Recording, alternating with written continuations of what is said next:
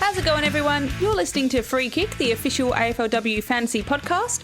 I'm here at the crack of dawn on a Saturday to accommodate Liam's schedule so that we can chat about Port Adelaide. Liam, are you as half asleep as I am today?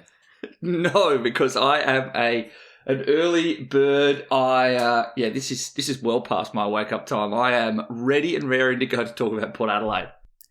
Yes, well, as a sleepy bird, I'm excited that Port Adelaide is a very unusual club. There's so many strengths for them for fantasy and there's so many weaknesses for them for fantasy. And we're going to talk about how all those combine together with their interesting game plan and make for some interesting picks. But why don't you start us off? Yeah, so Port Adelaide were a big surprise last year, kind of came from nowhere, hadn't been a particularly successful team, went on a huge win streak to end the regular season, finished in 6th, and then managed to win 2 finals where they were the underdog both times. So they beat Richmond at home in the 6v7 final and then made it to a semi and pulled out the most improbable final quarter comeback against Hawthorn. It's no surprise that it's not Jono on today's episode. Port Adelaide are a bit of a sore spot for him. But the thing that I need to get across to listeners is they are a complete anomaly statistically. So they are 18th for disposals.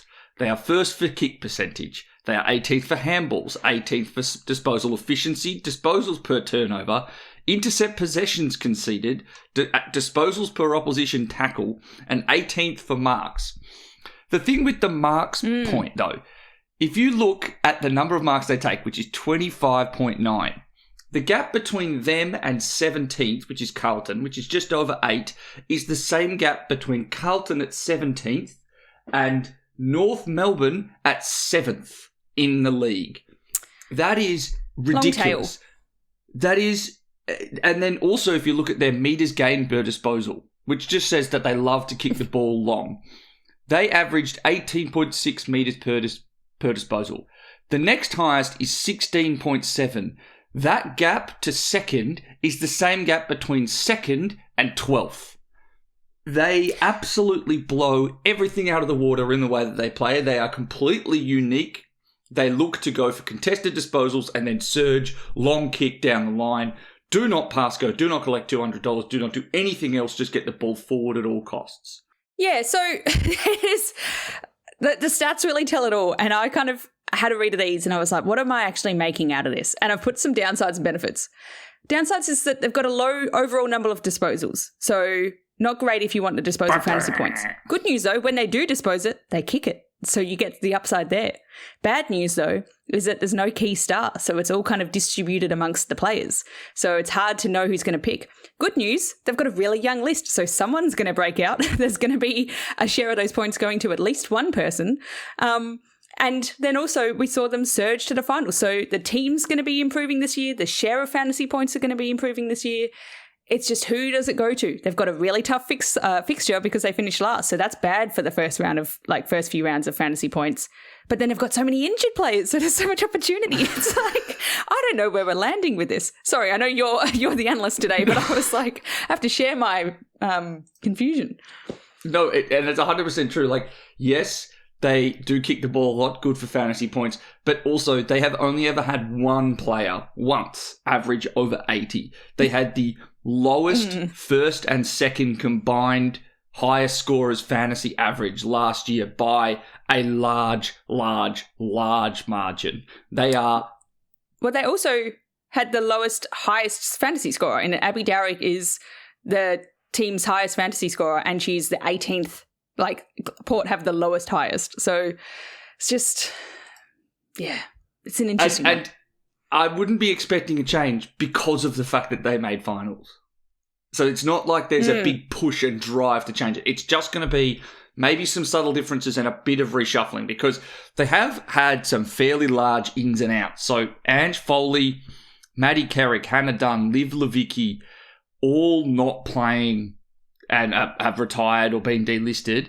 And then in terms of the players that they've brought in, I think the most notable and the most well-known name is Ella Heads, who's come across from Sydney. So they lose Ange Foley, who was one of their two key distributors off halfback last year, and then they gain Ella Heads, who played a very, very similar role at Sydney.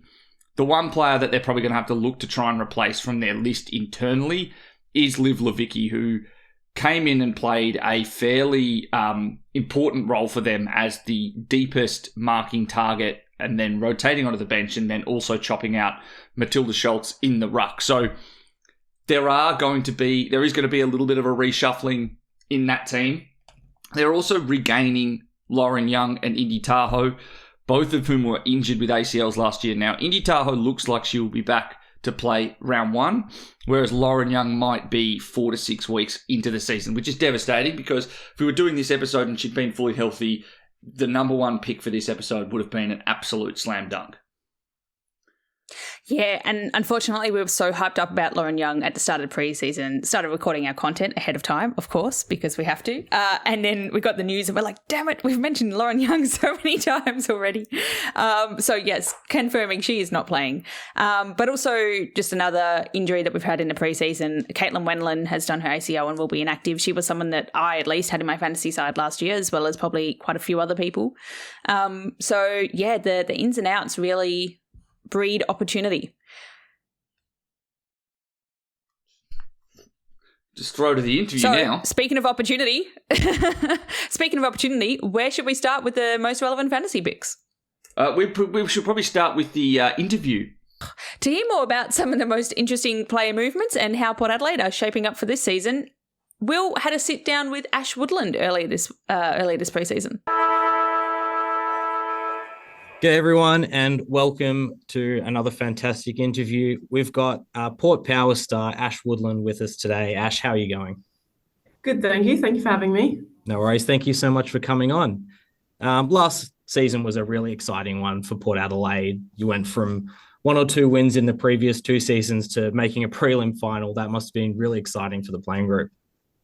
Yeah, it was really good last season. I think we just all had a lot of fun, and we started off pretty slow, but then we found our feet around round 4, I think. And then, we had a winning streak. So it was, really good confidence boost for us girls, and gives us that confidence that we know we can do it. We train it all off season and pre-season, but for it to come off in games, it was really exciting. Yeah, for sure. And I think something that we here at Free Kick are really interested in is the way that Port Adelaide sort of went about their footy last year. It was quite a unique game style, because you were, I think, the highest kicking team in the league, but also the lowest marking team, because you were basically just trying for territory. I guess my question for you is that sort of real territory focus something that's continued into this off-season? Is that something we can sort of expect to continue to see, or have there, without giving too much away, been any exciting new developments? Last year we surged the ball quite a bit. So we really trust our forwards in the forward 50, and we're pretty good at winning the one-on-one contests. So if we could surge it forward and get territory and press the game, then absolutely we'd do it. We'll continue this year to build on what we did last year. So last year, obviously, some games we played really well and it worked, and then some games it didn't. So I think we're not changing a whole heap, but I think building on what we did really well, and then obviously focusing on also what didn't come off and what didn't do well. So a little bit of change. Not going to tell you too much, but definitely building on last year. No, of course, makes a lot of sense. And you sort of say as you're building up the game plan, and Coach Lauren O'Nell's, of course, a really big part of that. Just been the coach since the beginning, and I guess it must be fantastic to have, a coach that you, in fact, played against. You played against her in her last game, which unfortunately was the losing grand final. But it must be fantastic to have it. Remind me about that one. Yeah, I thought I might try and steer clear, but kind of walked into it. It must be so great to work alongside, I guess, a former star and someone who knows exactly what you're going through.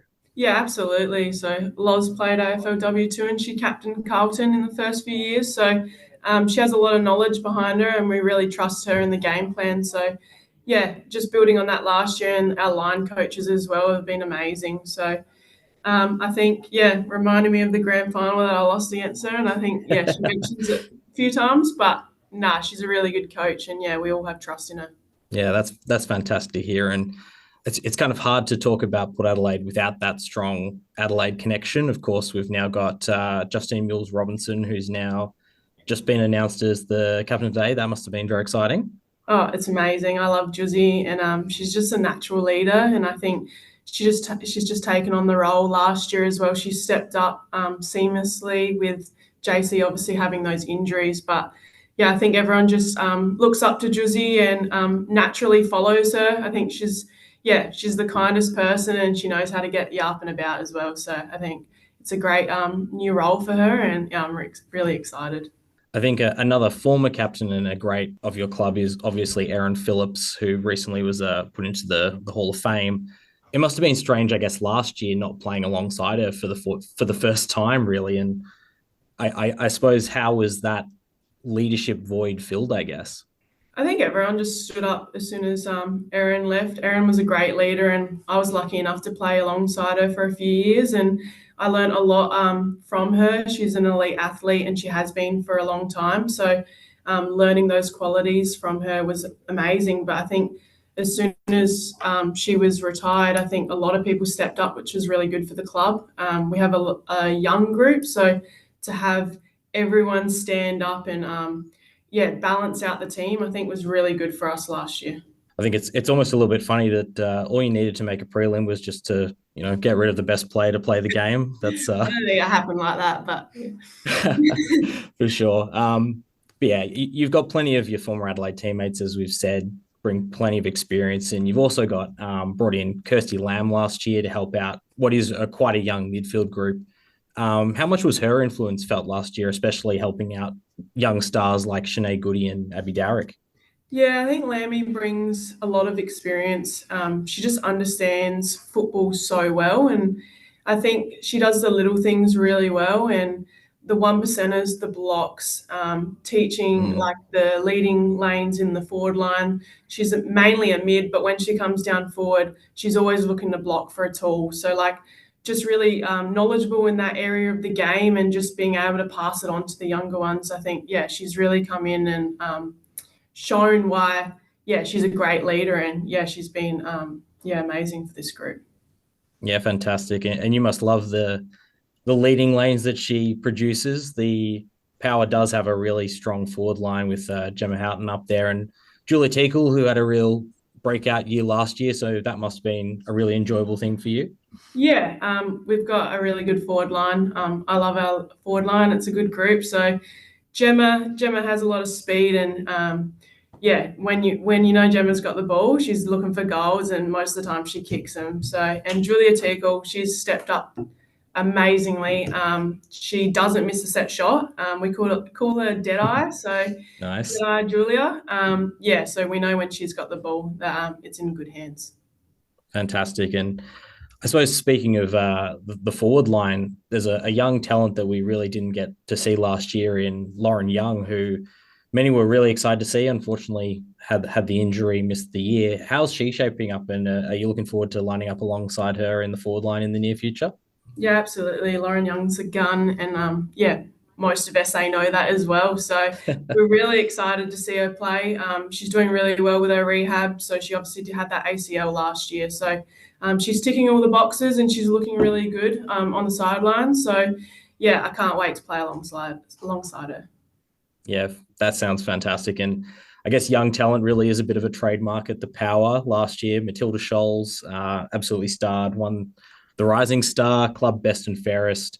It must be fantastic playing against such an exciting player like her as well. Yeah, she's someone that you don't want to go up against at training even. She's amazing. Her contested mark is taken to another level this year. So can't wait for another mark of the year from Tildes. She's just building on her game. She's honestly gotten so much better already. And we haven't even started playing yet. So can't wait to see her this season. You've jumped in with what I was going to say next, which is she did take an all-time hanger to win that mark of the year. I guess it sounds like we can expect to see a few more of those, but has she figured out what to do with those frequent fly points yet? I think she's planned to go overseas next year. I reckon it's maybe Africa or something she's been talking about. Very nice. Like that. So I think she's, going to take her partner and hopefully take the whole team too. That's what I'm hoping for anyway. Very nice. Well, she'll just have to win a second one to add the frequent flyer points to get you all over there. Absolutely. Share it around. Share it around for sure. I guess finally, just wanted to ask you a bit about your defense. We know how good your offensive power was last year, but I guess the defense was a major improvement last season. You've also managed to add a really talented player in Ella Heads in the off season. Can you give us a bit of insight into what Ella's added to the defensive group? Yeah, Ella's a really good athlete. She's come in and she's taken the defence to a new level. So a lot of runoff half back. She's very fast. Can't keep up with her. But, I think her control with the ball and understanding the game and what time it's in as well will definitely help our defence. And, I think she's going to be very good this year. Sounds fantastic.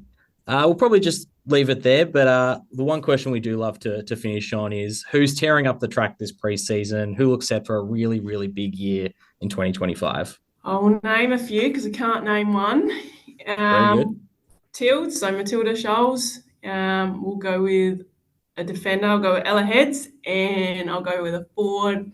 Let's go with Justine Mules. So I think those three will have a really good season, and they are looking very fit. Very, very good. Well, thank you very much for all your insight into everything Port Adelaide Power. Ash Woodland, have a good one. Thank you. Great chat there with Ash Woodland, and we should note, Ash Woodland is her maiden name. If you're looking to pick Ash Woodland in the fantasy game, she's listed under Ash Saint. So a bit of confusion there. We're probably referring to her as a bit of both. But what did you take away from that chat with Ash Woodland? That surge mentality is not going to change. It's just not going to be any different. And that's power to them, power to them and Los Arnell. I am alarmed by the prospects of maybe some unpredictable fantasy scoring, but if what works, and the actual coaches don't need to care about fantasy points, so power to them. That's fair, and it sounds like yes, I did get that. It does sound like it will be refined though, so I'm hoping that we know what's coming at least. We know what's coming, and we can kind of expect where it's going to have dividends. The other one to note is we love hearing that Schultz and Heads were named as 2 of the 3 players to watch. She hasn't really followed the guidelines there, which is pick 1 player, but also Justine Mules getting a mention. So, maybe that can lead us into your first fantasy pick. Yes, it is Matilda Schultz, someone who really has shown themselves to be a league star, even for a player so young, winning Rising Star last year. Priced at $934K, which is about at her 72 average from last year.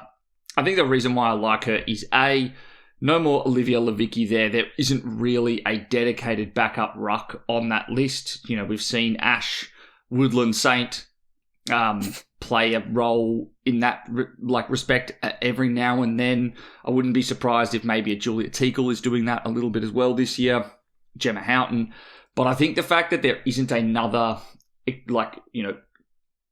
dedicated ruck who will take centre bounces will be an advantage for Schultzy. She also started the season last year a little bit slowly. We're not entirely sure why, but she finished with an average of 78 in her last 5 games. And I think that scoring trajectory is really positive. I do think that she has another level to go to. She is exceptional at stoppages.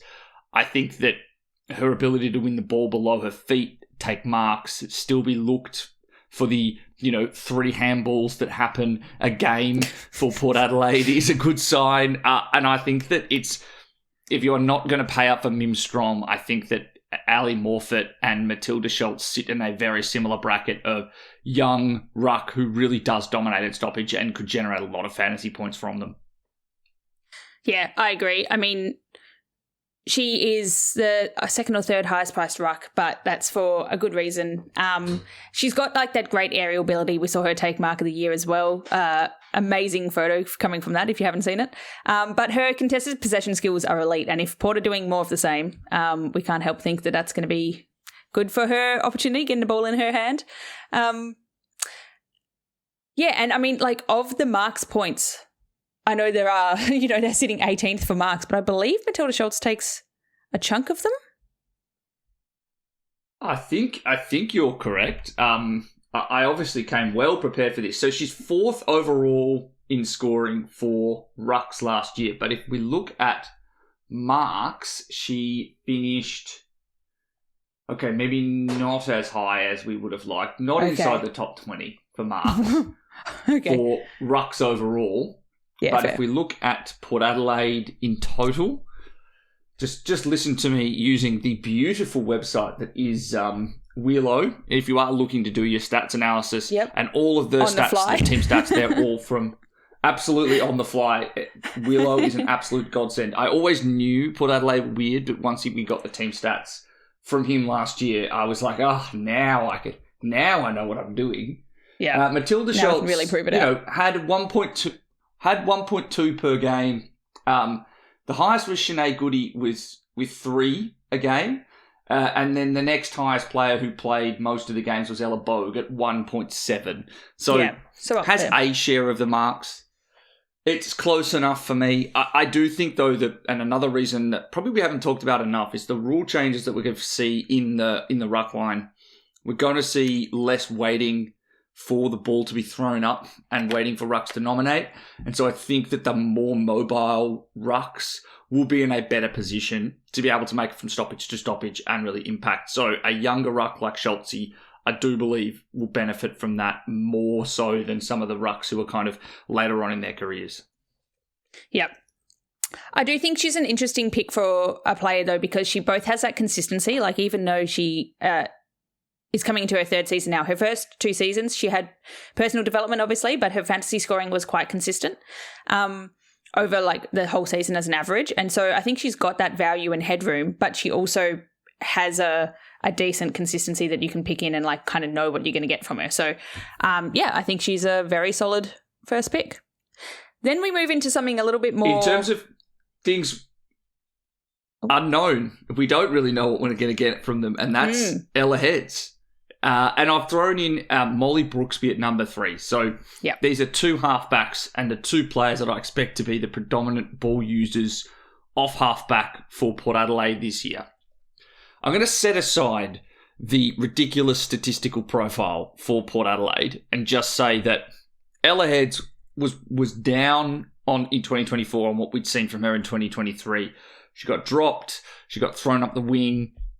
Well, she got soft dropped, but she was taken away from her predominant ball use role. I think that, there is absolutely a position for her to take with the retirement of Ange Foley across the half-back line and probably be splitting the kick-ins with Molly Brooksby, who was a rookie last year, averaged 46, so priced at $599K. But another player where I do like their ball use, I like their kicking, I think they're very calm and collected.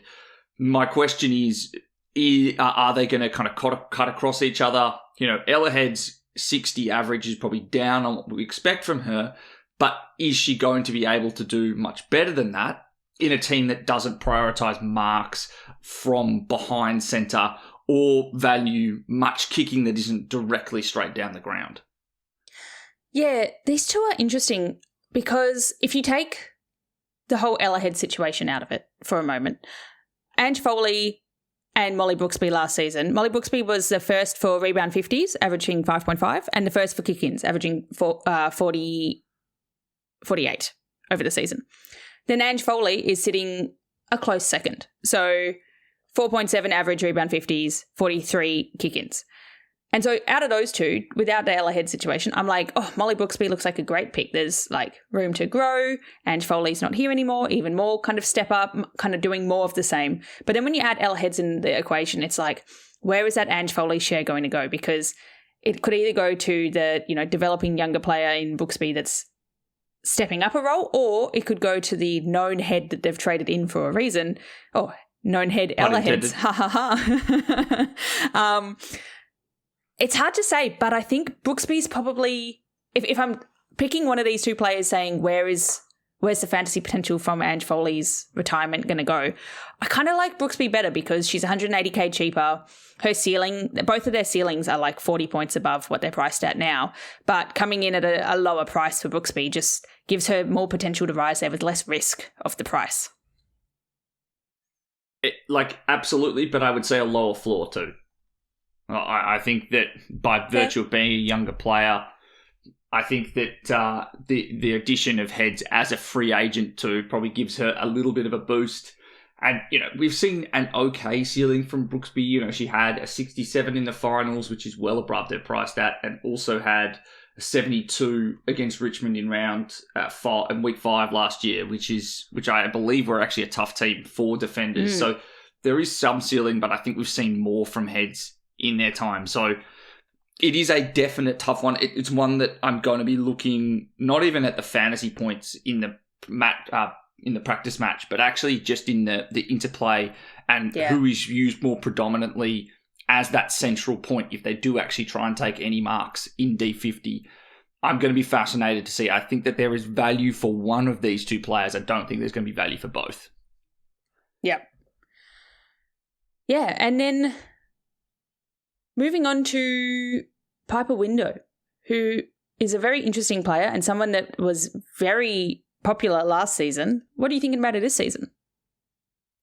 I'm thinking that with forward status, I have to pay attention, right? So we always know that trying to find a forward is difficult. Forwards with midfield roles are usually the ones we want to look at, priced at 646k, so a hair under 50 average last year. Just someone who'd come in with an excellent underage scoring pedigree, did kind of build into the season, had some good scoring in the finals, and really pushed up her tackle numbers as well, and really seemed to thrive in those more chaos contested scenarios.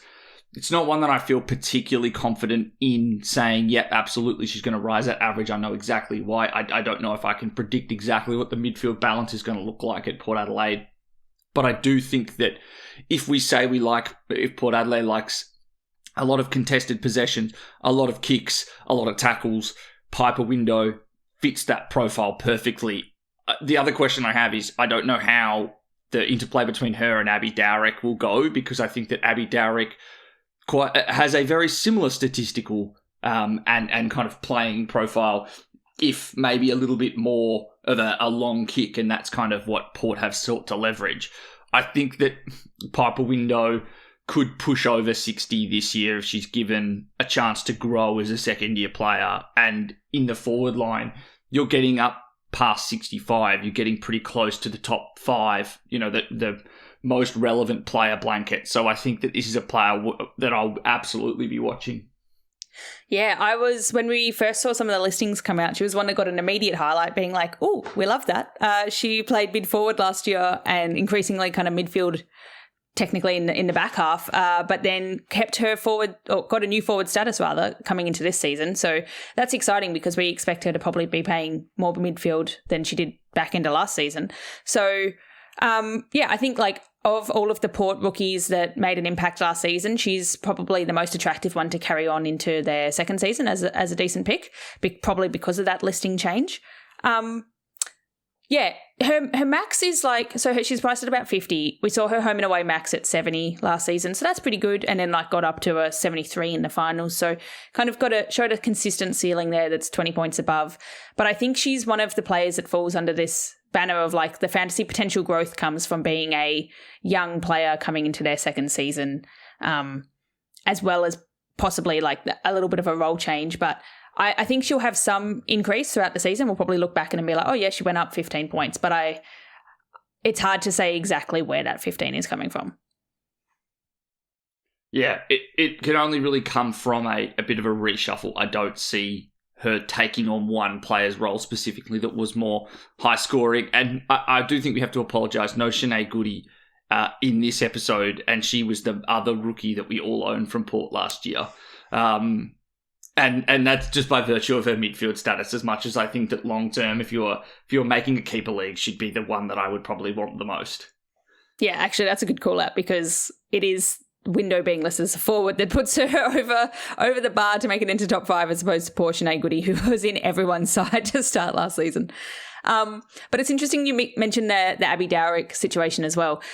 To me, this is kind of like a Heads-Brooksby trade-off in that you probably want to pick one. It's less extreme than the Heads-Brooksby, but Abby Dowrick coming in as the club's most expensive player, as we mentioned, like she has some of the same potential in that she was a little bit down last season, but like if you take out season 7's one ridiculous score of 136 or something, then she's kind of had a decent trajectory upwards, working on that consistency of her scoring. But I don't know if she's one whose fantasy points grow as Port Adelaide gets better, where I think there's maybe the potential more for that to happen with Window.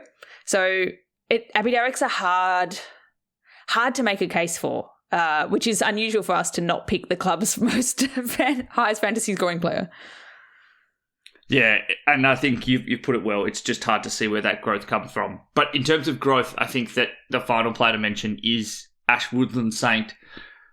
You'll probably read this when it goes up on the AFLW website. I think that Saint is a Bonnie Toogood light, which is a bold claim, but I think the role that she's going to play as a forward, as a midfielder, as a ruck, as that higher player, she's someone who I don't think we really expected this. She was, a former, league leading goal kicker as a pure goal square forward. But I think we saw something from her last year playing some of those ruck minutes. And I do think there's going to be some ruck contests for Saint. And then she got a massive boost in CBAs in the finals as well. And so her kind of price stat of 725, which is in a 56 average, I think she's another player that could hit that mid to high 60s average, which puts her kind of, again, close to that top forward bracket. So I don't want to belabor the point too much because there is a lot of unknowns with Port Adelaide and I'm not confident in their scoring overall, but I think that Saint is a player absolutely on my watch list. Yeah, when I saw you put Woodland here, I was like, I can see a few obvious points. Because Port will hopefully be scoring more this season. And Woodland has a decent ceiling of 82, and she's been a fairly consistent scorer in the last season, except for a few quiet weeks. But I wonder, if Lamb doesn't start this season, does that have any impact on where Woodland plays? Does she get pulled more into the forward line to cover for that? Yeah, potentially, but I don't think Lammy's got a long-term injury. So I'm not exactly... saying for her full season trajectory, it's a problem. And I do think that if it's not Indy Tahoe, that Saint will be taking some ruck contests around the ground, which just brings her closer to kind of tackles and some of those kicks inside 50, which is more points. Yeah, fair. Okay. Well, that kind of leads into the Mel special, which, got to say, hard to pick because there's quite a few obvious players that we've already spoken about in Port Adelaide. And then I was like, well, I'm not really sure where to go to from here because my clutch of Sinead Goody has disappeared this season. So I've gone with Indy Tahoe, who you just mentioned. Indy is returning from injury. So in season 6, she was a defender with Brisbane, noted for her intercept possessions and contested marking. Season 7, she came over to Port Adelaide and played centre halfback, where she got her Rising Star nomination and led for intercept possessions at Port. Intercept perceptions. Yes, very perceptive back there. And in season 8, she was playing in the forward pocket for a bit as a bit of a medium forward before she got injured pretty quickly after that. So she then didn't play the rest of season 8 and didn't play season 9. So she's coming in as a bit of a utility. She can play back, she can play forward. Maybe she can play ruck too. She's quite underpriced, therefore, though, because she didn't have a season 9 score and she only had a couple games in season 8. So priced at 32.2 makes her a 417k priced forward, which is nice and cheap, where we like them, given that we aren't able to pick up Lauren Young. And that's pretty good because her season 8 average was 40.3. So if she comes in playing as she did, who knows what role that will be, but we can see that she's got some potential there in her position around the club. And she's kind of in both of the last seasons rotated through the CBAs as well, which is interesting to see that she can kind of be thrown anywhere. So the thing that I do like about Indy Tahoe is that the game before her injury, she had 32% CBAs, 26% ruck contests, scored a 72 and kicked 2 goals. I think that will be the game and the mode that Indy Tahoe will see as kind of her, that's peak performance. And I think for a forward rookie priced, at the average she is, which is about 30, that's enough. Like, that's a player that is firmly on my watch list for this preseason. I'm not extremely confident in it, but it's one where I'm like, yeah, I totally know that I need to pay attention. Yeah, and it shows that she can kind of be everywhere where she's needed. And we've already seen that Port Adelaide have put out their injury reporting ahead of this season starting, and there's quite a few. There's, some that will only be here for round 1 or 2, but given that she is a utility and she has those strengths all around the ground, I can't see her not being used. So the basis of this pick is that she's coming in discounted from a previous role, but that her versatility is going to be really helpful in a side with a lot of young players and a lot of players missing in the first couple of weeks. Yeah, I'm fully on board with this being the Mel special. I think that it's a player that is one who will probably feature in quite a few preseason teams once we've actually seen some match simulation in preseason games. Yeah, that'll be interesting to see where she plays or which variety of roles she gets a role in. So we might wrap it up there. This has been Port Adelaide. Thank you for bearing with a sleepy Mel. Hopefully this was exciting enough. I mean, it's a very exciting club. You can read more about it actually on our Substack, where we've got a nice juicy article about breaking down more of these stats and the gameplay that we see over at Port and what we're expecting from them this season. Other than that, stay tuned for our next club preview series and we'll chat to you later. Bye. See ya.